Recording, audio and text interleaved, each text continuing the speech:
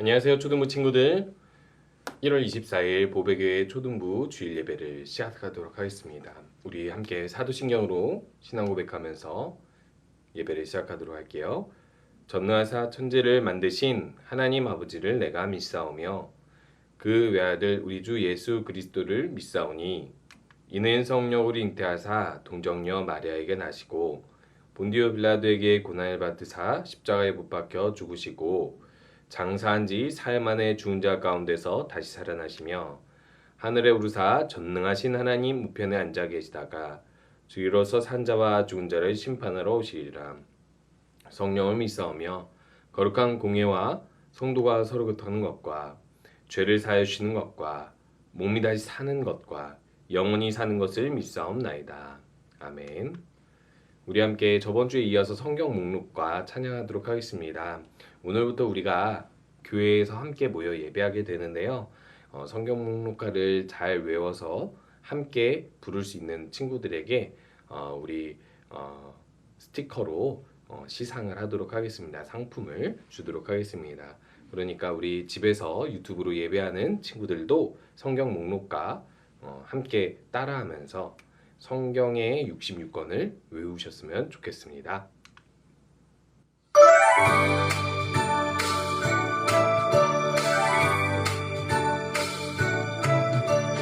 창세기 출애굽기 레위기 민수기 신명기 여호수아 사사기 룻기 사무엘상하 열왕기 상하 역대상하 에스라 느헤미야 에스더 욥기 시편 잠언 작두서 하가 이사야 예레미야 에사 에스겔 다니엘 호세아 요엘 아모스 오바댜 요나 미가 나움 하박국 스바냐 학계 스가랴 말라기.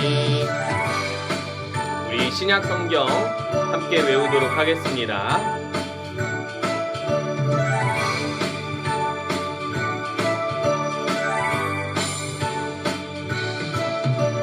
마태 마가 누가 요한 사도행전 로마서 고린도전 갈라디아서 에베소서 빌립보서 골로새 데살로니가 전후서 디모데 전후리도서 빌레몬 이브리아노보 베드로 전후 요한의 삶 유다서 요한계시록 구약 39권에라 신약 27권으로 성경 66권이다. 우리 성경 66권이라는 것을 기억하시고 우리 함께 말씀 보기 전에 함께 기도하도록 하겠습니다. 이 예배 시간에 우리 하나님께서 우리의 예배를 기뻐 받으시도록 하나님께 집중하고 말씀에 집중하고 또 하나님 주시는 말씀을 따라 살 수 있는 마음을 주세요. 함께 기도하도록 하겠습니다.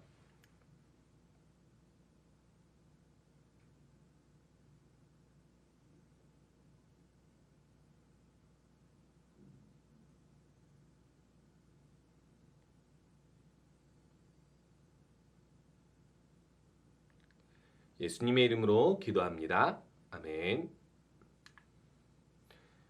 우리 함께 헌금 드리는 시간입니다. 지금 내가 가진 것을 함께 찬양하면서 헌금 드리도록 하겠습니다.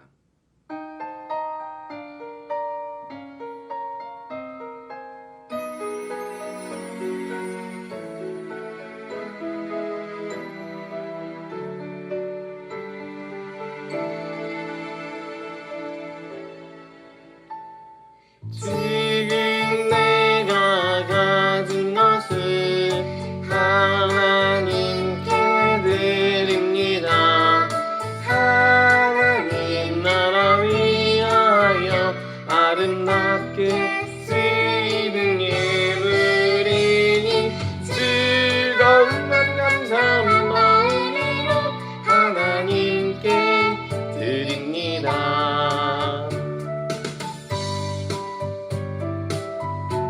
다시 한번 찬양하면서 주님께 우리의 마음을 드리도록 하겠습니다.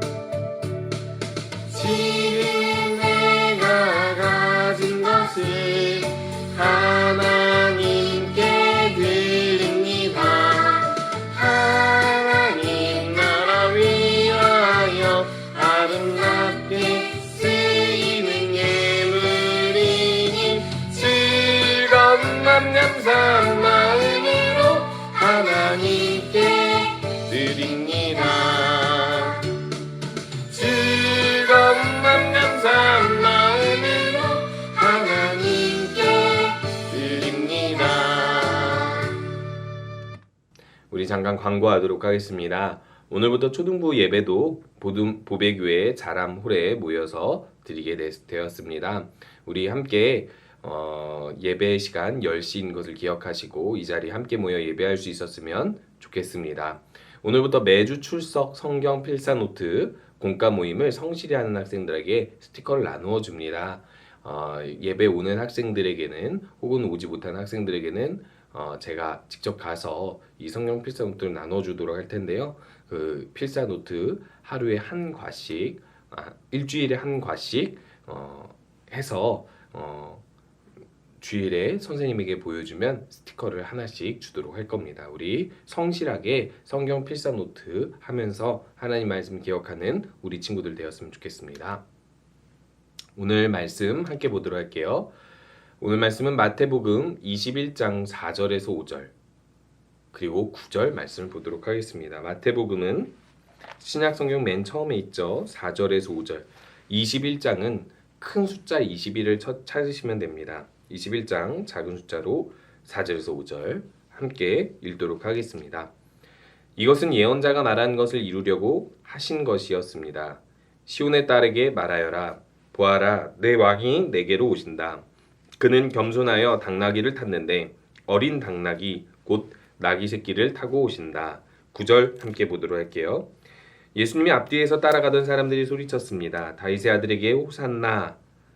하나님의 이름으로 주님의 이름으로 오시는 분이 복되도다. 높은 곳에서 호산나.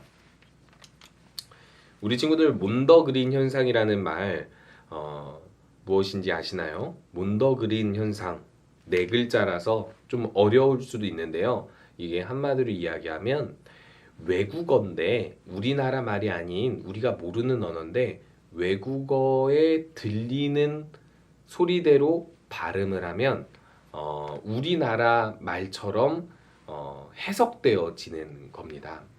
저도 어렸을 때 이제 영어 사전을 찾다가 신기한 걸 찾게 된 거예요. 이 어금니를 영어로 하면 몰라 하더라고요. 그래서 어금니 영어로 뭐야? 라고 물어보면 몰라? 그러면 너 어금니가 영어인지 어떻게 알았어? 라고 하면서 장난을 쳤던 기억이 있습니다. 영어로는 몰라라는 뜻이 아닌데도 영어로 발음할 때는 몰라니까 사실 정답을 맞춘 게 아닌데 정답을 맞춘 것처럼 되어버리죠. 이 대표적인 예가 이 타이타닉호의 조난신호 혹은 그 밖에 여러 조난신호에서 사람들이 약속해서 쓰는 용어입니다. 바로 뭐냐면 메이데이예요. 여기 보니까 이 만화에 그려진 사람이 이런 조난 이제 배가 가라앉거나 혹은 항공기, 비행기가 떨어지게 되었을 때 이렇게 도움을 요청하는 신호가 있는데요. 이거는 프랑스어 브네메데라는 용어에서 오게 된 거예요. 나를 도와주세요. 도움이 필요합니다. 라는 뜻인데 프랑스 사람들이나 영어 사람들 모두가 영어나 프랑스어를 쓰는 모든 사람들이 알아들을 수 있도록 긴급 조난 신호를 약속해서 만든 게 바로 메데인데 이 브네메데인데 이 뒤에 메데를 따서 영어로 메이데이 이렇게 만든 거예요. 그래서 메이데이 하는 영어의 뜻은 없습니다. 메이데이라고 하면 굳이 풀이하면 메이 5월 데이 날 해서 노동자의 날이 될 텐데 메이데이의 뜻은 브네메데라는 프랑스어의 뜻대로 도와주세요라는 조난신호 때 쓰는 구호가 되었습니다. 이런 것처럼 그 외국어의 뜻은 그게 아닌데 발음이 우리랑 비슷해서 쓰는 말, 그게 바로 몬더그린이에요. 근데요, 이 몬더그린처럼 사람들이 착각하게 되는 것들이 아주 많아요. 이스라엘 사람들도 예수님께서 왕으로 오셨을 때 예수님께서 어떤 왕으로 오셨는지 이들은 제대로 이해하지 못했습니다. 그래서 그들이 생각하고 상상하고 원한 왕으로 생각하고 예수님을 맞이했던 거예요. 그래서 예수님께서 사역을 하실 때 귀신도 내쫓고 병도 고치고 죽은 사람도 살리고 그렇게 권위 있는 말씀으로 하나님의 아들이심을 보여주시니까 이 많은 사람들이 예수님께 몰렸고 예수님의 인기가 한층 올라가서 나중에는 1년, 2년, 3년째에 예수님께서 이스라엘의 수도인 예루살렘 성으로 들어갈 때 사람들이 그 소문을 듣고 준비한 거예요. 뭘 준비를 하냐면요. 우리가 로마의 지배하에서 나라를 빼앗긴 서름 속에서 살아가는데 이제 드디어 하나님께서 보내신 하나님의 아들 왕이 이 성에 들어오셔서 왕이 되실 거다. 그러니까 이 왕을 맞이할 때 우리가 왕을 축하하는 축제를 벌이자라고 생각한 거예요.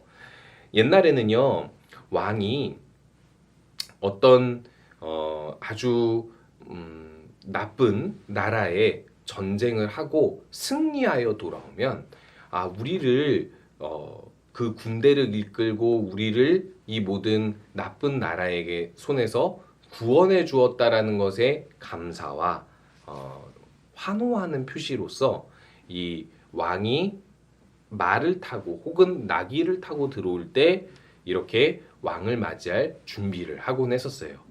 그런데요, 이스라엘 사람들은 모두가 하나님께서 보내신 왕이 오면 무엇을 해줄 줄 알았냐면 구원을 해줄 줄 알았어요. 그래서 구원하여 주시는 왕을 기뻐하는 이 맞이할 준비를 하게 된 겁니다. 그런데 예수님께서 이것을 알고 있었을까요? 모르고 있었을까요? 당연히 알고 있었겠죠. 알고 있었기 때문에 예수님께서는 이들의 이 환호를 하지마 라고 하지 않고 오히려 이 환호를 받으시는데 조금 이 사람들이 생각하기 어려웠던, 이해하기 어려운 방식으로 이 왕을 맞이하는 거를 받게 됩니다. 예수님께서 제자들한테 이 예루살렘 앞에 두고 이렇게 명령을 하죠. 나귀 새끼 하나가 저쪽에 가면 메인 것이 있는데 그 메인 나귀를 풀어가지고 여기로 데리고 와라 라고 이야기를 하는 겁니다. 이 나귀가 매였다라는 것은 이 나귀가 어리다라는 건데 이 어린 나귀가 아직 사람의 짐을 지고 다닐 만큼 크지 않았다, 훈련을 받지 않았다라는 뜻이에요. 이스라엘에는 말보다는 나귀가 흔합니다. 이 당나귀가 흔한데 이 나귀들은요, 특징이 느려요. 짐을 잘 지워주고 가기는 하지만 특징이 좀 느립니다. 그러니까 사실상 나귀보다는 말을 타는 게 조금 더 왕으로서 위험이 사는데 말이 흔하지 않으니까 이스라엘의 왕들은 자신들이 이 수도 왕으로서 이렇게 입성할 때 나귀를 종종 타곤 했었어요. 그런데요, 한 번도 짐을 지우지 않은, 훈련이 되지 않은 어린 나귀를 타지는 않습니다. 왜일까요? 어린 나귀는 미숙하기 때문이에요. 근데 예수님께서 굳이 매여 있는 어린 나귀를 데리고 오라고 했을 때 제자들은 이렇게 생각했을 거예요. 왜 하필 나귀 새끼입니까? 하지만 예수님께 질문은 하지 않고 뜻이 있겠거니 하고 그 예수님의 명령대로 나귀를 풀어오게 되는 것입니다. 그런데요, 예수님께서 이 행동을 하신 데는 이유가 있습니다. 바로 무엇이냐면요, 성경 말씀 스가랴 9장 9절, 예수님께서 오시기 몇백 년 전에 선지자를 통해서 예언한 말씀이 있었는데 하나님께서 보내신 왕은 이런 모습으로 온다라고 되어 있습니다. 함께 읽어볼까요? 시온에 따라 크게 기뻐할지어다, 예루살렘에 따라 즐거이 부를지어다. 보라, 내 왕이 내게 임하시나니 그는 공의로우시며 구원을 베푸시며 겸손하여서 나귀를 타시나니 나귀의 작은 것 곧 나귀 새끼니라 라고 이야기하고 있는 거예요. 이스라엘 사람들은 자기가 상상한 왕이 나귀를 타고 아주 화려하게 예루살렘에 입성해서 왕으로서 이 모든 이스라엘 사람들을 구원해 줄 줄 알았던 거예요. 그런데요, 성경에서 예언한 왕은 겸손하여서 나귀를 타는데 어린 나귀를 타는 왕이라는 거예요. 예수님께서는 자신이 성경에 기록된 그 왕이라는 것을 증명해 보여주시고 동시에 모든 사람들 앞에서 아직 타보지 않은 나귀, 어린 나귀를 타고 입성하심으로 자신이 다른 왕들처럼 전쟁에서 이기고 돌아와 모든 이스라엘 백성들을 내 밑에 두고자 하는 그런 아주 권위적인 왕이 아니라 예수님께서는 오히려 겸손한 왕으로서 내가 너희들을 위해서 무엇인가를 해주러 왔다라는 것을 알려주려고 하신 거예요. 자, 그러면 이 사람들은 예수님께서 나귀 새끼를 타고 이렇게 입성하실 때 어떤 반응을 보였을까요? 그들이 준비한 대로 예수님께서 오실 때 호산나 호산나 다윗의 자손이여 성경에 기록된 대로 예언한 대로 우리를 구원해 주세요 라고 외치면서 이렇게 나뭇가지들을 흔들기도 하고 바닥에 깔기도 하고 자신들의 옷을 펴서 이 바닥에다가 깔고 입성하는 것을 환영했던 거예요. 실제로 이 당시에 왕이 있었을까 없었을까요? 있었습니다. 유대 헤롯 왕이 있었는데 헤롯 왕은 이들에게 좋은 왕으로 생각되지 못했어요. 더더군다나 이 헤롯 왕은 한마디로 로마의 지배 아래에서 사는 이스라엘 사람들을 대신해서 다스리는 왕이었기 때문에 사실상 이들이 필요한 왕은 로마의 지배에서 해방되어서 이 로마의 지배에서 구원받아서 우리들의 왕으로 이 온 세계 왕으로 오실 분을 기다렸던 거예요. 그러니까 사실상 예수님께서 예루살렘에 들어오시는 목적은 무엇이죠? 십자가에 돌아가셔서 죽으심으로 우리의 죄를 용서해 주시고 진정으로 우리의 영혼을 구원해 주시는 하나님, 왕 되신 하나님이심을 보여주시려고 하신 거예요. 한마디로 사람들의 손에 죽임을 당하는 왕, 그것을 통해서 구원을 이루시려는 겸손한 왕이었던 거예요. 여러분, 왕은요, 여러분들이 동화나 여러 이야기책에서 어떻게 봤는지 모르겠지만 왕은요, 왕관을 쓰고 아주 화려한 의자에 앉아서 사람들에게 명령을 하는 역할을 가진 게 왕의 진짜 역할이 아니었습니다.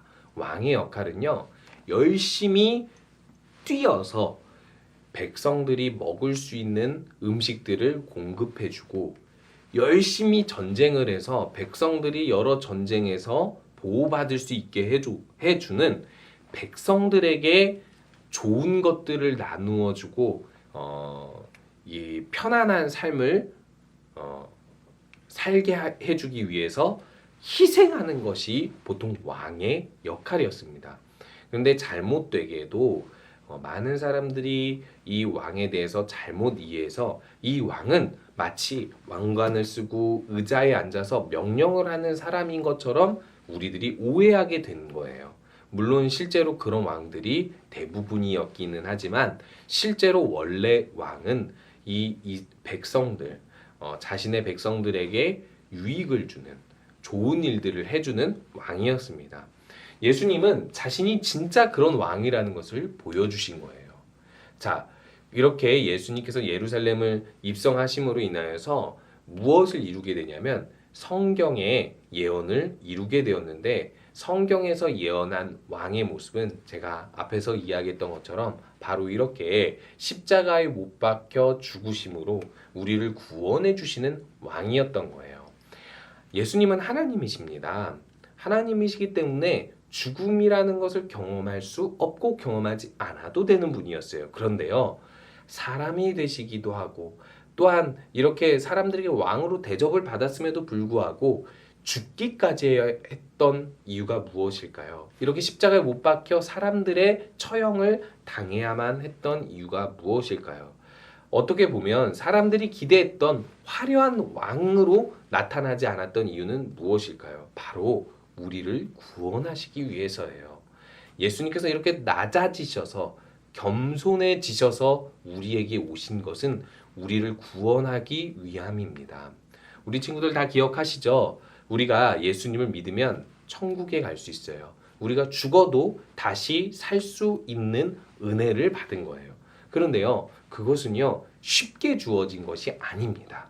예수님께서 목숨을 바쳐서 우리들을 위해 목숨을 주어서 죽으심으로 이루신 구원이에요. 그렇다면 우리 친구들, 예수님을 어떻게 예배해야 할까요? 만약에 오늘 지금 이 유튜브로 예배하고 있는 도중에 방문을 열고 예수님께서 오신다면, 우리 집 문을 열고 예수님께서 오신다면 여러분은 예수님을 어떻게 맞이할 생각입니까? 그냥 예수님 반갑습니다 인사만 할 건가요? 그렇지 않겠죠. 예쁜 옷을 입고, 그리고 예수님이 먹을 좋은 맛있는 음식들도 차려놓고 방 청소, 집 청소도 다 해놓겠죠. 그렇게 해서 예수님께 예수님 잘 오셨어요 하면서 환영하겠죠. 왜요? 우리를 대신해서 죽으심으로 구원해 주신 왕이니까요. 그런데요, 우리 친구들, 이렇게 예수님을 맞이했던 백성들처럼 우리가 어떻게 맞이해야 할까요? 이 시간 예배를 통해서 예수님을 찬양하고 예수님의 말씀을 듣고 예배 시간에 더욱더 집중해서 하나님, 나는 이 예배를 통해서 예수님이 나의 왕이심을 고백합니다. 그리고 예수님이 나의 왕이시기 때문에 주님을 더 기뻐하고 경배하기 원합니다. 이렇게 하는 친구들이 되었으면 좋겠습니다. 그렇게 겸손하게 어린 나귀를 타고 오신 예수님을, 그 왕이신 예수님을 찬양하고 예배하는 우리 친구들 되셨으면 좋겠습니다. 우리 함께 주기도문으로 예배 마치도록 할게요. 하늘에 계신 우리 아버지여, 이름이 거룩히 여김을 받으시오며 나라가 임하시오며 뜻이 하늘에서 이루어진 것 같이 땅에서도 이루어지리이다. 오늘 우리에게 일용할 양식을 주시옵고 우리가 우리에게 죄 지은 자를 사하여 준 것 같이 우리 죄를 사하여 주시옵고 우리를 시험에 들게 하지 마시옵고 다만 악에서 구하시옵소서. 나라와 권세와 영광이 아버지께 영원히 있사옵나이다. 아멘. 우리 한 주간도 우리의 왕 되신 예수님을 생각하면서 예수님을 경배하면서 사는 우리 모든 친구들 되시기 바랍니다.